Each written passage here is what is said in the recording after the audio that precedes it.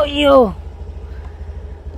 സത്യം പറഞ്ഞ എനിക്ക് തന്നെ ചില പോയിന്റ്സിൽ തോന്നിപ്പോയി കേട്ടാ, ഈ കൂളിംഗ് ഗ്ലാസും വെച്ച് രാത്രി വണ്ടി ഓടിക്കാൻ വട്ടുണ്ടായിരുന്നു. ദേശീയ സമ്പദ് വ്യവസ്ഥയെ സാമൂഹ്യവൽക്കരിക്കുകയും സ്ത്രീകൾ ഉൽപാദനക്ഷമമായ പൊതു അധ്വാനത്തിൽ പങ്കെടുക്കുകയും ചെയ്യാതെ യഥാർത്ഥ സ്ത്രീ വിമോചനം സാധ്യമല്ലെന്ന് മനസ്സിലാക്കൂ മാഡം.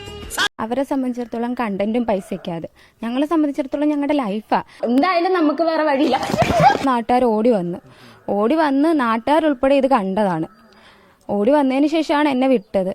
ആ സമയത്ത് നാട്ടുകാരും കണ്ടതാണ്. ദൃക്സാക്ഷികൾ എന്റെ അമ്മയും നാട്ടുകാരുമാണ്. എന്താ പെങ്ങളുടെ പേര്? ജോലിയോ അതോ ഇനി ഊമയാണോ? ഊമയാണെങ്കിൽ അങ്ങി കാണിച്ചാലും മതി.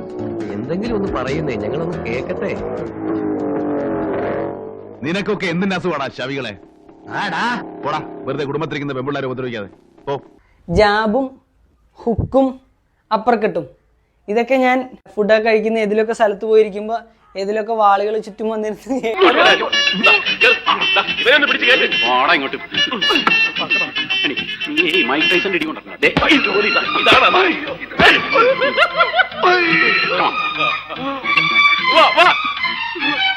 ഇങ്ങോട്ട് എണീറ്റ് പോടാ.